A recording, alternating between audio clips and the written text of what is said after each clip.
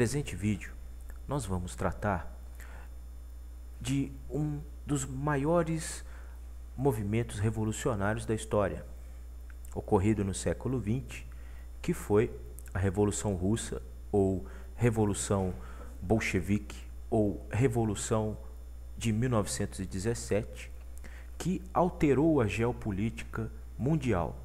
E, como movimento revolucionário, só é comparado em termos de poder de transformação apenas ao movimento revolucionário do século XVIII empreendido na França, que foi a Revolução Francesa. Contudo, essas duas grandes revoluções, francesa e russa, elas possuem uma base social diferente e um objetivo político diferente, um embasamento político diferente. Enquanto a Revolução Francesa do século XVIII se apresentou como uma revolução liberal, uma revolução burguesa, a revolução burguesa clássica por excelência, a Revolução Russa será a primeira revolução de caráter socialista, ou seja, de um caráter popularesco e de um caráter de revolução social, ok? De uma revolução social efetiva das camadas menos privilegiadas da sociedade, rumo ao poder político. E ambas, Revolução Francesa e Revolução Russa, são exemplos de tomada de poder diante de aristocracias que governavam os respectivos países, né, há muito tempo, né? Tanto o rei Luís XVI, né, a dinastia lá dos reis franceses, né, tanto o czarismo russo, eram aristocracias que governavam esses estados há muito tempo e foram retiradas do poder, uma por um movimento liberal e outra por um movimento socialista. Pois bem, nesse primeiro vídeo já serão elaborados vários a respeito disso, que é um assunto muito vasto, né? Nós vamos tratar de como estava a situação da Rússia no momento pré-revolucionário, antes de 1917. E, propriamente nesse vídeo, mais especificamente, a questão da Rússia czarista, governada por uma aristocracia imperial, ok? Bom, a aristocracia russa, né, ela já governava no início do século XX o Império Russo há muito tempo, né? E era uma aristocracia que governava aos moldes do Ancien Regime, ou seja, concentrando o poder, inclusive mantendo a burguesia russa numa total inoperância política dentro do império. Ou seja, a aristocracia comandava não só os ditames políticos, mas até econômicos do império. Ou seja, a burguesia russa de início do século XX, ela é praticamente uma força inexistente. Até pelo caráter cultural de culto aos czares. Lembrando que a palavra czar, né, que define o imperador russo, ela tem origem na antiga palavra romana, né, do Césare, ou Kaiser também lá no alemão, e no caso do russo, essa palavra toma esse contorno de czar ou czar, né? Então há um culto ao czar, a figura do czar, do imperador russo. Até muitas vezes existem registros que colocam um certo paternalismo, ou como o czar sendo uma figura paternal do Império Russo.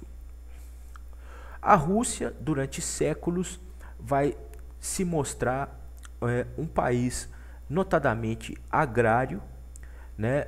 Muitos historiadores, muitos estudiosos, inclusive, apontam a Rússia como um país de capitalismo extremamente tardio.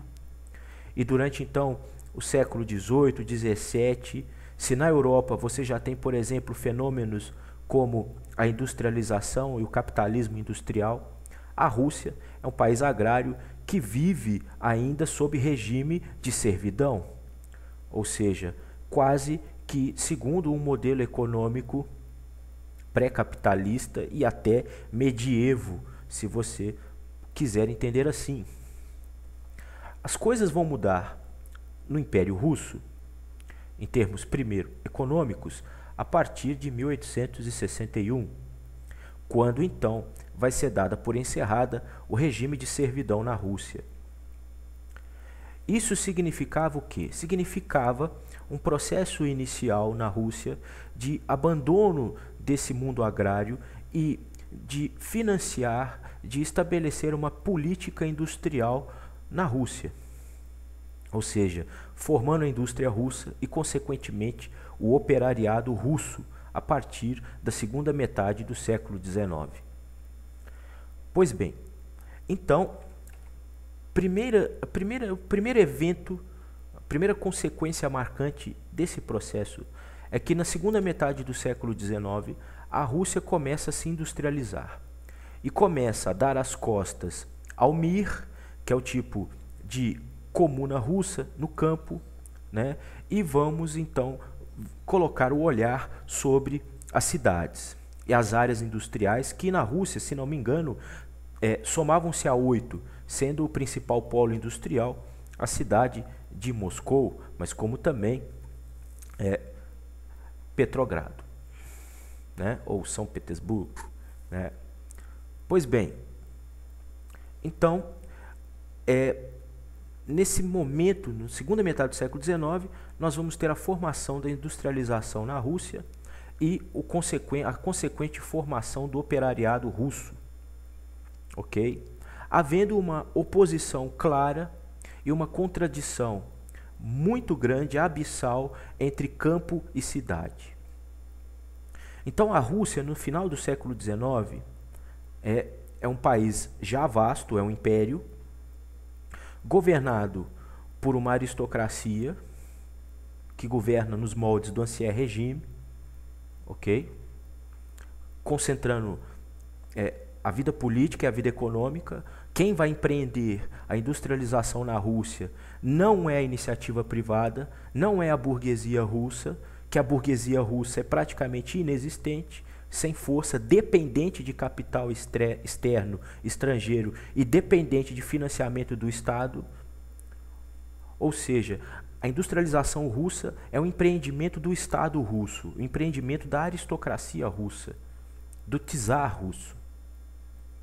Então vai haver um aprofundamento de contradições dentro desse vasto império russo, ou seja, campo e cidade vão passar a viver momentos de tensão e momentos de extrema dicotomia.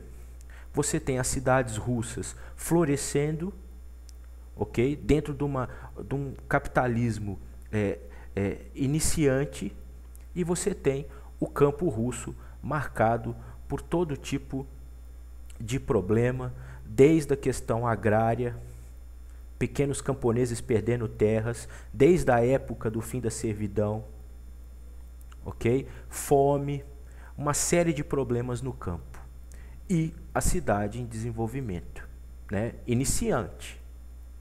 Bom, o resultado disso tudo, né, de todas essas contradições, o aprofundamento dessas contradições, ou como diz Lenin, o aprofundamento da luta de classe dessa Rússia do século XIX, da segunda metade do século XIX, vai formar então um ambiente político muito apropriado para a difusão de ideias socialistas dentro da Rússia.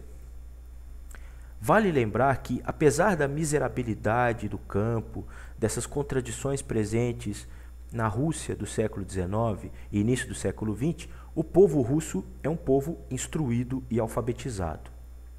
Daí a absorção de textos, de filosofias e ideários socialistas dentro do Império Russo. E o primeiro, digamos assim, o primeiro grande intelectual russo a abraçar o marxismo e a difundir o marxismo dentro do Império no sentido de propor o marxismo e a revolução social como como a solução para essas contradições internas, né, dentro da Rússia do século XIX e início do XX, foi Georg Plekhanov. Então será Plekhanov que irá iniciar, né, um movimento de caráter marxista dentro do Império Russo. Ok? E a partir disso, então, não é sem razão que alguns jornais de caráter socialista irão ser criados nesse período, pegando o exemplo de Plekhanov e do movimento social organizado por Plekhanov, que ele vai criar um movimento ali em torno desse marxismo que ele está ali, né, trazendo para o pensamento, né, para o debate ali dentro da Rússia. E um desses jornais de caráter socialista é o chamado Faísca, e será no Faísca que nós encontraremos um articulista, um escritor, que depois se tornará a principal figura revolucionária da Revolução Bolchevique e do bolchevismo, se tornando um dos maiores teóricos do marxismo, que é Vladimir Ilyich Ulyanov, ou Lenin. Ok? E Lenin, para quem não sabe, o nome dele é Vladimir Ilyich Ulyanov. Lenin recebe esse nome por quê? Porque ele passou muito tempo preso na Sibéria, e na prisão onde ele ficou na Sibéria havia um lago próximo à prisão chamado rio, o rio Lena. Então, devido a essa proximidade da prisão ao rio Lena, ele se autodenominava, ele pegou, vamos dizer assim, ele incorporou esse apelido de Lenin. E será Lenin a grande liderança russa da Revolução Bolchevique de 1917. Lenin, que será inicialmente um aprendiz, um pupilo, né, de Georg Plekhanov, que é o homem que vai introduzir o marxismo no pensamento político russo e nos debates dentro da Rússia. E dessa conjunção de fatores, do marxismo entrando na Rússia via Plekhanov e depois via jornais revolucionários, via Lenin, vai se formar então o primeiro partido político de caráter marxista na Rússia em 1898, que foi o POS-DR, ou Partido da Ordem Social Democrata Russa. Ok? E no próximo vídeo nós vamos tratar do Congresso do POS-DR, do Partido da Ordem Social Democrata Russa, e desse congresso a divisão desse partido em duas correntes políticas, a corrente menchevique e a corrente bolchevique. Até lá.